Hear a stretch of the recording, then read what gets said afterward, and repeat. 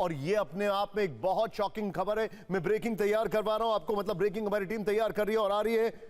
Lebanon, ये बहुत बड़ी खबर है। लेबनान के पीएम ने अमेरिकी दौरा कैंसिल कर दिया है, पोस्टपोन कर दिया है। ट्यूसडे को नेतन्याहू से मुलाकात करने वाले थे। कुछ तो है जो गड़बड़ है। अब हम आपको होर्मुज स्ट्रेट पर लेकर चलते हैं, जहां तनाव की लहरें कम होने का नाम नहीं ले रही हैं। स्ट्रेट ऑफ होर्मुज अभी ईरान ने पूरी तरह खोला नहीं है। इस पर पाकिस्तान में मंथन चल रहा है, जिसमें टेंशन बहुत ज्यादा है। लेकिन बताया जा रहा है अगर ईरान किसी स्थिति में स्ट्रेट ऑफ होर्मुज खोलने को तैयार भी हो गया तो वो इसे नहीं खोल पाएगा। एक मिनट पहले मैं आपको बता दूं, कल स्ट्रेट ऑफ होर्मुज से टोटल 2 शिप निकले। आज बहुत सारे शिप निकल रहे हैं, लेकिन कहा जा रहा है वो ज्यादातर चीन के।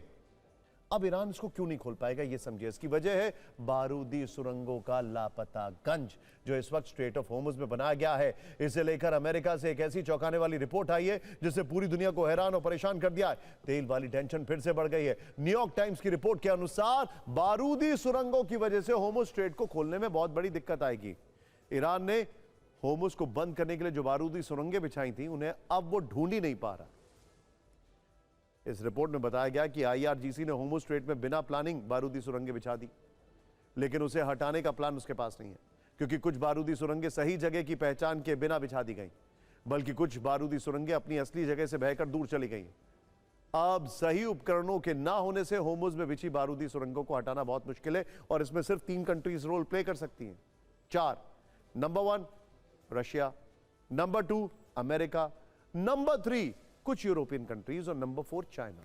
रिपोर्ट के अनुसार ईरान छोड़िए, अमेरिका के पास भी बारूदी सुरंगों को हटाने की पूरी क्षमता नहीं है, लेकिन है थोड़ी क्षमता, क्योंकि बारूदी सुरंगों को हटाना उन्हें बिछाने से कहीं ज्यादा मुश्किल है। इसके लिए ईरान ने कोई तैयारी नहीं की थी। इसीलिए अगर ईरान होर्मुज खोलने पर तैयार भी हो गया तो उसे खोल पाना आसान नहीं होगा। ईरान ने पिछले महीने अमेरिका और इजराइल के हमलों के जवाब में छोटी नाव से इसी समुद्री रास्ते में बारूदी सुरंगें बिछाई थी। और सोचिए, अब इससे पहले जरा रिवर्ट बैक करिए, अमेरिका कह रहा है कि उसके वॉरशिप्स होर्मुज स्ट्रेट क्रॉस कर गए।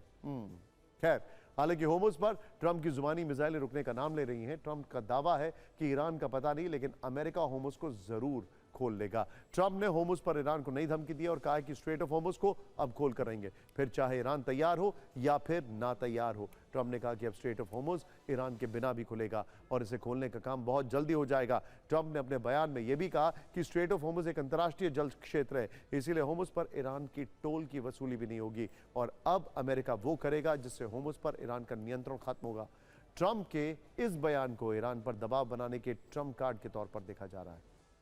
लेबनान के प्रधानमंत्री नहीं जाएंगे अमेरिका, इस वक्त की बड़ी खबर। सीजफायर को लेकर वार्ता की थी उम्मीद, बड़ी खबर। यूएस, इजराइल और लेबनान की वार्ता की उम्मीद थी। लेबनान पर इजराइल के हमलों के चलते यह फैसला लिया गया है। इस वक्त पाकिस्तान में शांति की मेज सजी हुई है, लेकिन लेबनान में आसमान से मौत बरस रही है। जिस लेबनान पर हमले रोकने की शर्त को ईरान ने सीजफायर डील में सबसे ऊपर रखा है, इजराइल की आर्मी उसी लेबनान को समतल करने में जुटी है। सबसे दिलचस्प बात यह है कि ठीक 3 दिन बाद यानी 14 अप्रैल को वाशिंगटन डीसी में इजराइल और लेबनान के राजदूतों की मुलाकात होने वाली थी।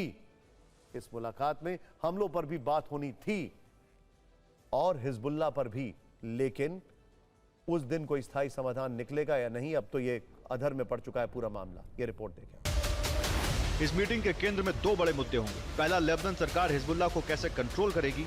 दूसरा, हिजबुल्लाह का निरस्त्रीकरण कैसे होगा, यानी उनके हाथों से हथियार कैसे छुड़वाए जाएंगे। एक संभावना यह है कि इजराइल कुछ वक्त के लिए टैक्टिकल पॉज ले सकता है, यानी हमले रोक सकता है। ऐसा करने से बातचीत का लंबा अवसर मिलेगा और मुद्दों को सुलझाने में मदद मिलेगी। लेकिन इजराइल की शर्तें नहीं मानी गई तो यह टैक्टिकल पॉज बहुत जल्द खत्म भी हो सकता है। दूसरी संभावना यह है कि 14 अप्रैल को होने वाली बातचीत सिर्फ औपचारिकता बनकर रह जाए और जमीन पर संघर्ष और तेज हो जाए।